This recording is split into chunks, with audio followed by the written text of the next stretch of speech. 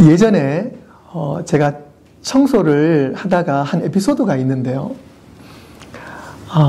청소하는 도중에 플라스틱 조각 하나를 발견하게 된 겁니다. 그래서 보니까 그게 뭐냐면 스프레이 이 노즐이에요.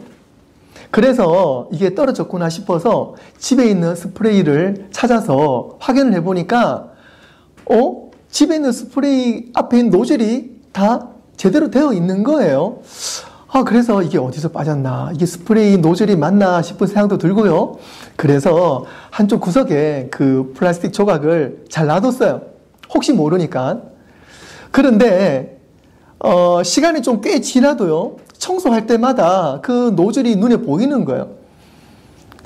그래서 어느 날은 이게 결국은 이게 필요 없는 것 같다라는 생각이 들어가지고 버렸습니다.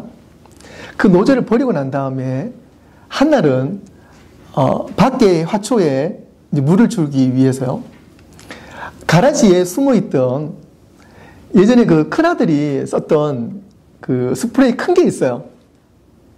그 어떤 스프레이냐면 거기에 물도 주지만 뭐 여러 가지 그 약재 같은 거 넣어가지고 이렇게 크게 뿌릴 수 있는 거 있잖아요. 자동으로 이렇게 뿌릴 수 있는 거. 통이 크고요.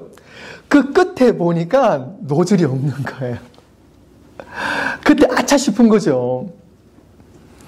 아무리 그게 비싸고 좋은 거라 해도요, 그 앞에 조그만 노즐 없으면은요, 그거는 쓸 수가 없는 거예요.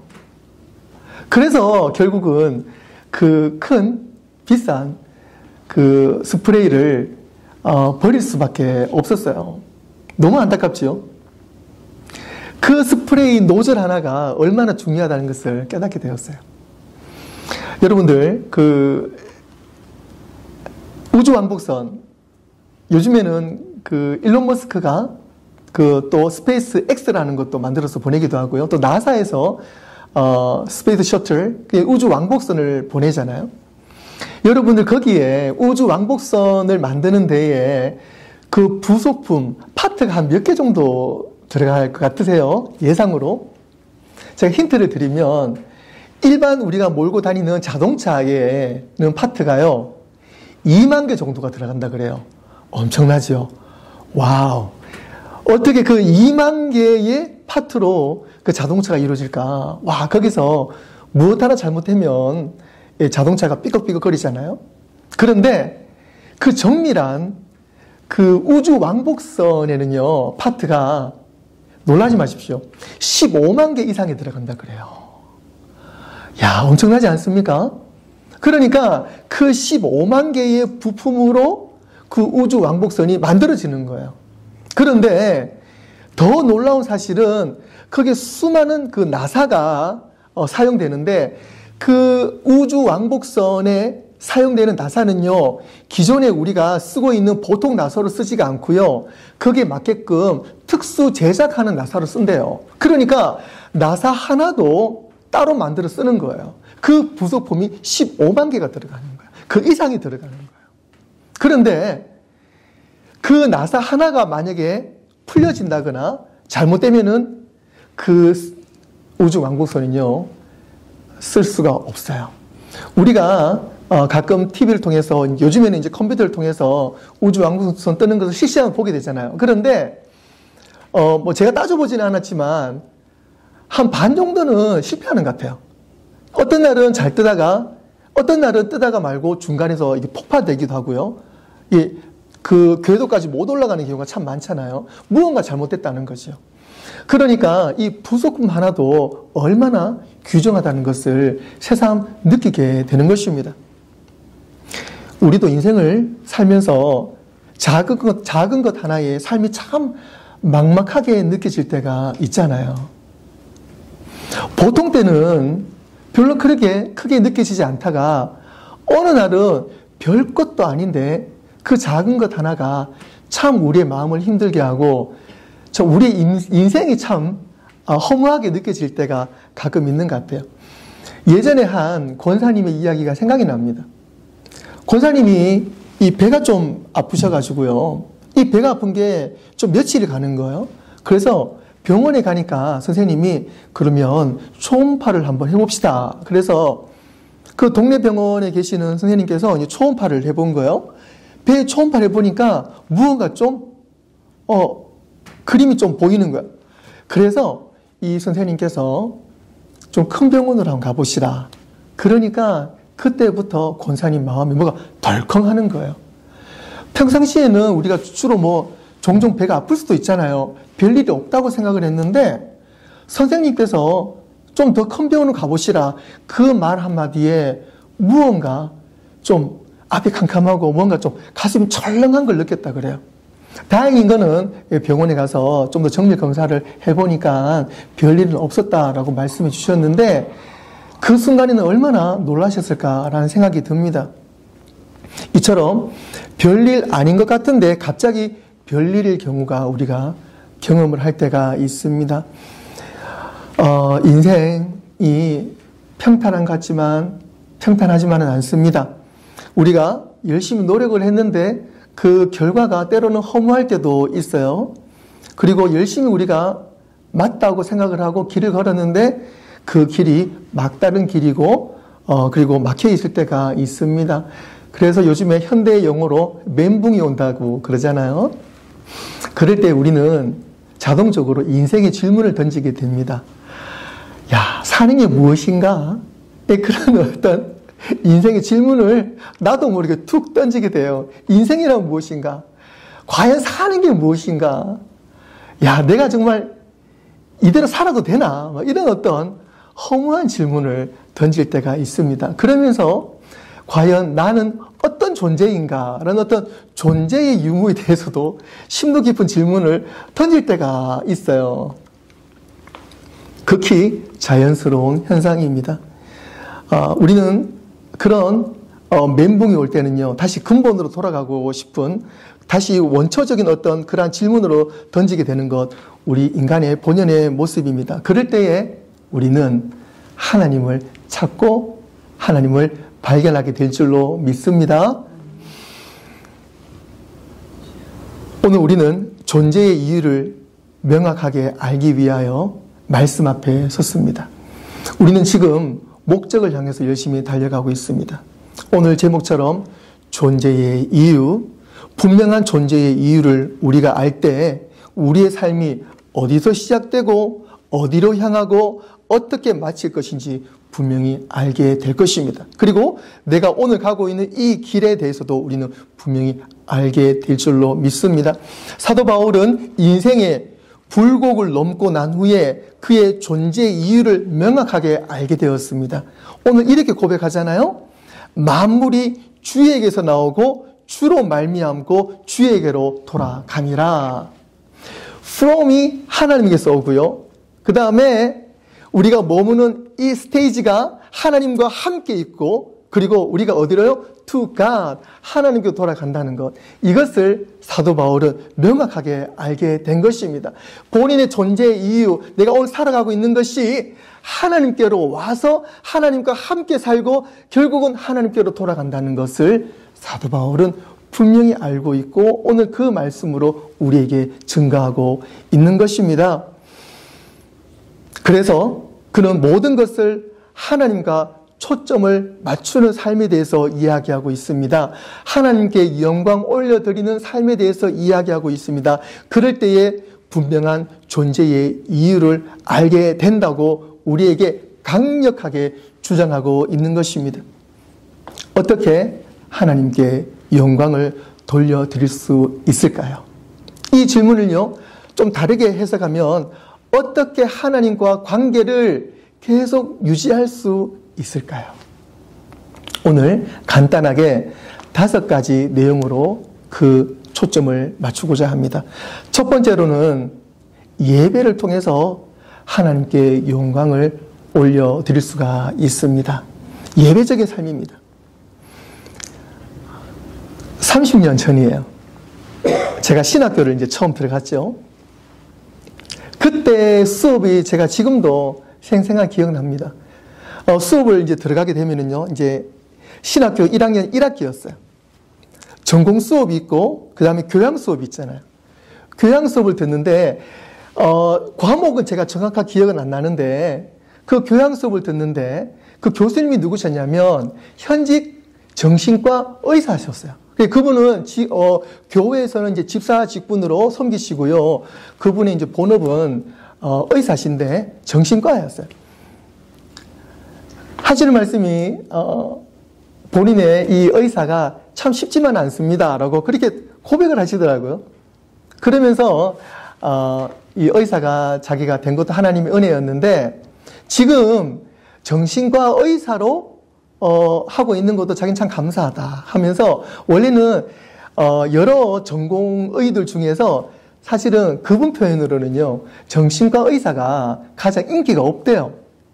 예, 예를 들어 뭐 내과, 외과, 뭐 다른 같은 경우에는 뭐 찢어지면은 꾸매면 되고 부러지면 맞추어서 뭐 하면 되는데 정신과 의사는요 몇 시간을 그 상담자와 함께 그 멘탈을 가지고 상담을 해야 되는 거예요. 그러니까 그 이야기를 들어주고 함께 상담을 하고 또 약 처방도 해주고 그리고 난 다음에 한 번만 만나는 것이 아니라 이분이 어느 정도 치료가 될 때까지는 여러 번을 만나야 되잖아요. 그래서 이 정신과 의사는 참 쉽지 않습니다라고 그렇게 말씀을 하시더라고요. 그러면서 그 수업 때 내용이 어떤 거였냐면 제가 이런 일을 하면서도 정말 즐겁게 그리고 힘들게 일하지 않는 노하우가 있습니다. 라고 그 20살 그 동생과도 같은 그 어린 전도사님들에게 그분이 삶에 대한 노하우를 알려주는 거예요. 그러면서 하시는 말씀이 저는 24시간이 예배입니다. 그러더라고요. 그때 어린 저에게 충격이 딱 왔어요. 물론 제가 신학교를 갔지만 그때만 해도 저는 어떤 예배라는 어떤 개념이요. 함께 모여서 찬송하고 기도하고 어떤 그런 공동체적인 모임이 어떤 예배의 중심이라고 생각했는데 그분께서는 저는 24시간이 예배입니다.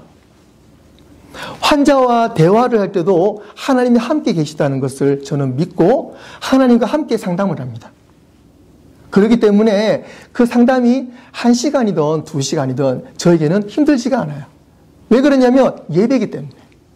그리고 밥을 먹을 때도 그렇고요. 그리고 부부관계에서도 그렇고요.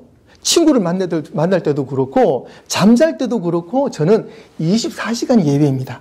그래서 저는 스트레스를 받지 않습니다. 왜 그러냐면 예배 중간에는 저는 늘 하나님의 영광을 바라보고 은혜가 있기 때문에 저는 예배를 사모합니다. 그래서 저는 이 의사라는 직책이 마음에 들고 그런 와중에 또 여러분들에게 또 이렇게 교양 수업을 알려주셔서 또 할 수 있어서 너무 감사합니다. 그때 수업이 참 저에게는 기억이 많이 남습니다.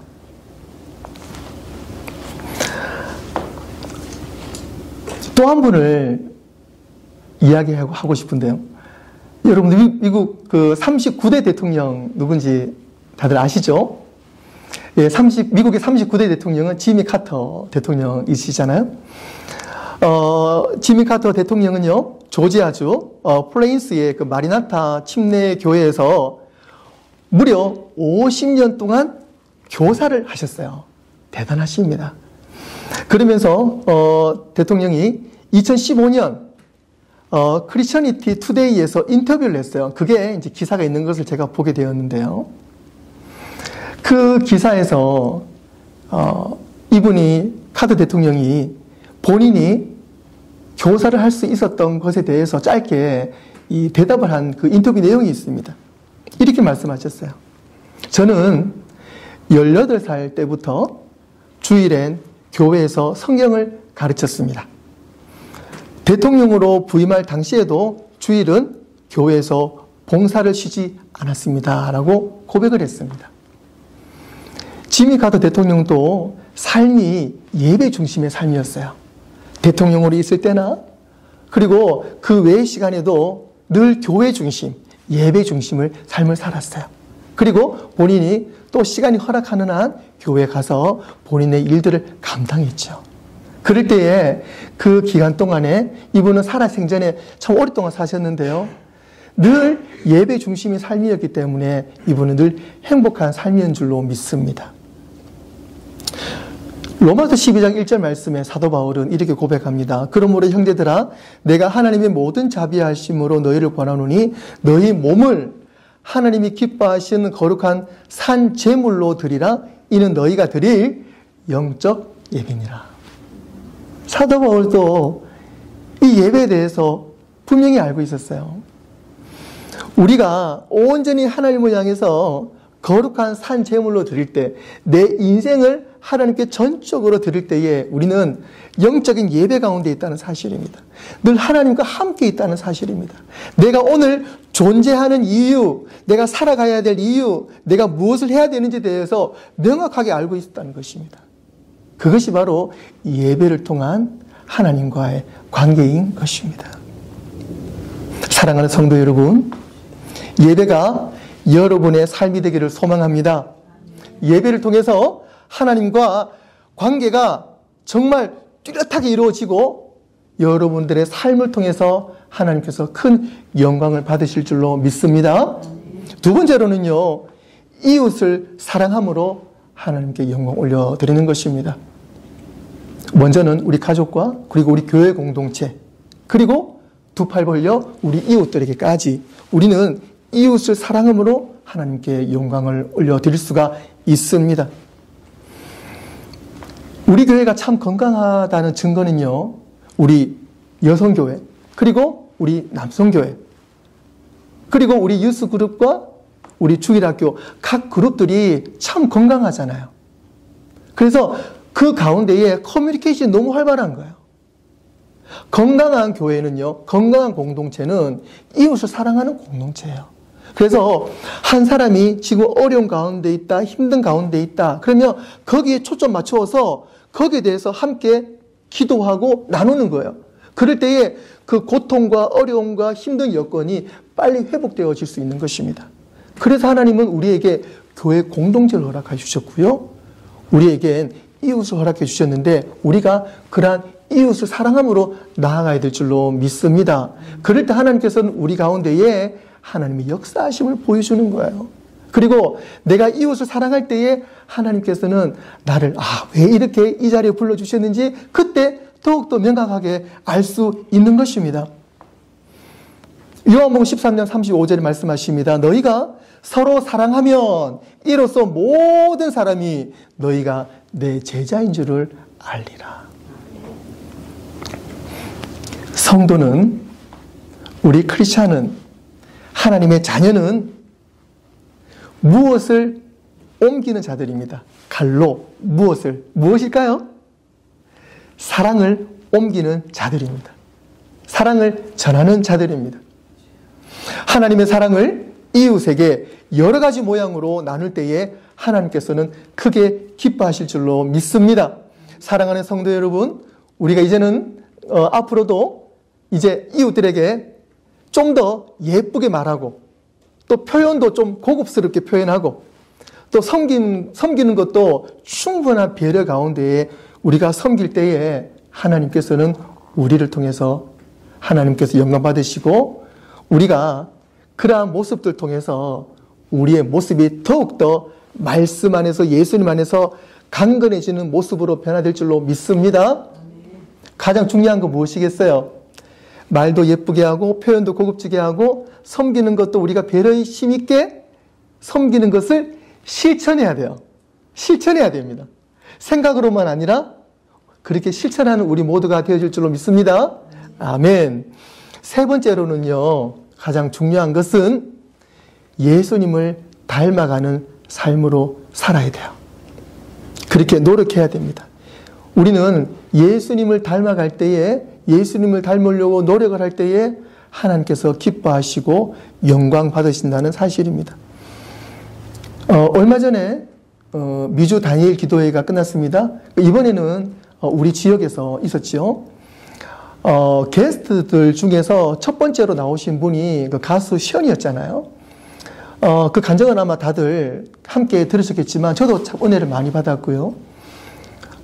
션이 참 봉사를 많이 하는 것은 뭐 익히 잘 알고 있었는데 이번에 그 간증을 통해서 좀 간추려서 이야기를 들으면서 다시 한번 저에게도 좀 도전이 왔습니다.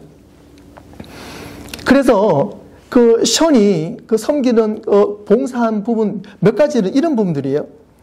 예전에 그 필리핀의 어려운 아이들을 돕기 위해서 본인이 집을 살려고 했던 것도 마저도 뒤로 미루고 필리핀 아이들 100명을 후원하는 것을 우선으로 삼았다고 그래요. 그리고 2011년도에는 그 IT 대지진이 있고 난 다음에 그 아동을 찾아가서 희망을 심어주는 그 일도 앞서서 일했었고요. 그리고 희귀 남치병을 앓고 있는 은총이와 그 아버지와 함께 철인 3종 경기를 함께 뛰면서 장애 아동을 위한 재활병원 건립을 위해서 힘쓴 그런 모습들, 직접적으로 봉사를 하기도 하고 때로는 뒤에서 모르게 서포트하기도 하면서 이분은 남을 위해서 그렇게 섬길 때에 예수님을 닮아가는 그 모습 속에서 본인이 내가 왜 이래 살아야 되는지, 내가 왜 오늘 또 이렇게 살고 있는지에 대한 명확한 깨달음을 가지고 있었다 그래요. 그래서 그렇게 남을 위해서 봉사하고 섬기고 사랑을 전달할 때에 그때가 가장 행복하다라고 고백하는 걸 보면서 정말 예수님을 닮은 사람이다 라는 그런 저도 그런 큰 은혜를 입게 되었습니다. 고린도후서 3장 18절에 이렇게 고백합니다. 우리가 다 수건을 벗은 얼굴로 거울을 보는 것 같이 주의 영광을 보매 그와 같은 형상으로 변화하여 영광에서 영광에 이르니 곧 주의 영으로 말미암음이니라. 오늘 이 말씀, 우리가 주님의 영광을 볼 때에, 예수님을 바라볼 때에 그와 같은 형상으로 변화된다 그랬어요. 우리가 주님을 바라볼 때에 바라보면 바라볼수록 예수님을 닮게 되어 있어요. 우리가 예수님을 닮아야 되잖아요. 그러면 우리는 예수님 많이 봐야 돼요. 우리가 말씀을 보자 그러잖아요. 예수님 많이 보는 사람이 자동으로 예수님을 닮게 되어 있어요. 그건 진리잖아요. 우리가 세상을 많이 바라보며 세상을 닮게 되어 있거든요. 하지만 사랑하는 성도 여러분, 우리는 예수님을 닮아갈 때에 하나님께서 영광 받으실 줄로 믿습니다. 그래서 우리는 더욱더 예수님을 많이 봐야 돼요. 예수님을 많이 모셔야 돼요. 예수님을 닮아야 돼요. 그럴 때에 나의 나됨, 나의 존재, 나의 이유, 삶의 이유, 우리는 명확하게 알게 될 줄로 믿습니다. 아멘. 네 번째로는요, 우리가 가진 은사로 섬기는 거예요. 나는 은사가 없는데, 아니요. 여러분 다 은사가 있습니다. 각자에게 주신 은사가 있어요. 한 가지일 수도 있고, 여러 가지일 수도 있고, 그리고 그 은사가 또 계속 바뀔 수도 있어요. 오늘 우리가 예배를 드리는 거, 한 사람이 예배를 준다는 거 아니잖아요.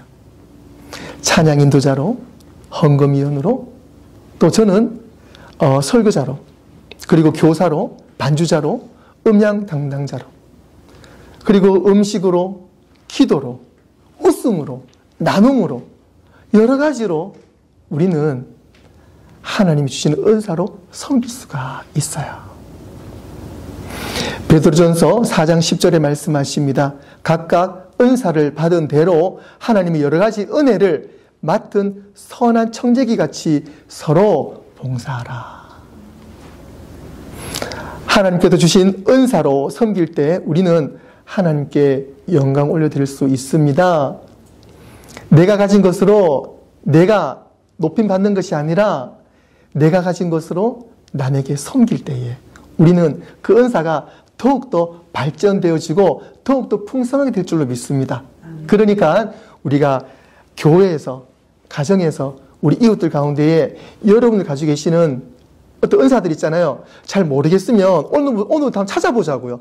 그래서 작은 것 하나라도 그것을 실천하면서 우리가 가진 은사를 개발하고요. 그 개발한 것을 사람들에게 좀 나누어 줄 때에 누가 영광 받으신다고요? 하나님이 영광 받으세요. 그리고 우리는 또 더 발전된 사람으로 변하는 거예요. 발전된 성도로 변하는 거예요. 그리고 정말 능력의 성도로 바뀌는 거예요. 그러니 우리는 은사로 섬길 때에 하나님 영광 받으실 줄로 믿습니다. 마지막 다섯 번째로는요, 다른 사람들에게 하나님에 대해서 말하는 거예요. 즉 우리가 은혜를 이제 나누는 거예요. 은혜를 나눌 때에 하나님께 영광 받으십니다. 우리의 삶은 나누는 것입니다, 여러분들. 하나님께서 나를 어떻게 만지셨고 내가 하나님의 은혜를 어떻게 경험했는지 우리는 그 삶을 나누어야 돼요. 그럴 때 하나님께서는 기뻐하십니다.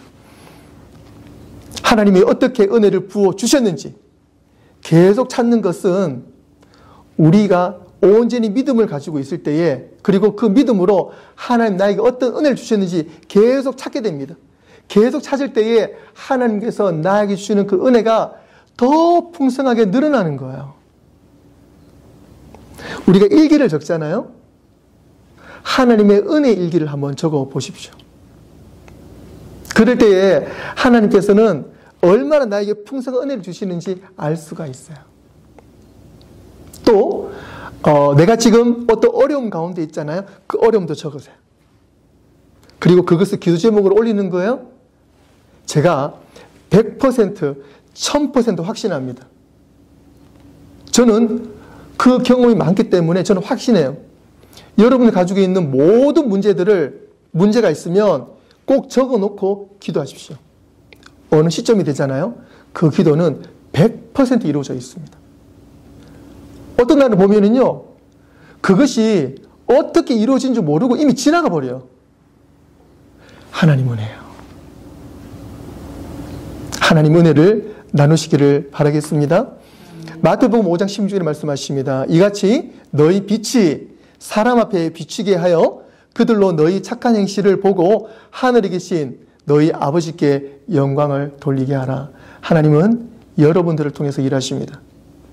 그리고 여러분들을 통해서 하나님의 선한 일들을 감당하게 하십니다. 그리고 그것을 많은 사람들에게 보게 하십니다. 그럴 때 하늘에 계신 너희 아버지께서 영광을 돌리게 하라. 하나님께서 영광 받으실 줄로 믿습니다.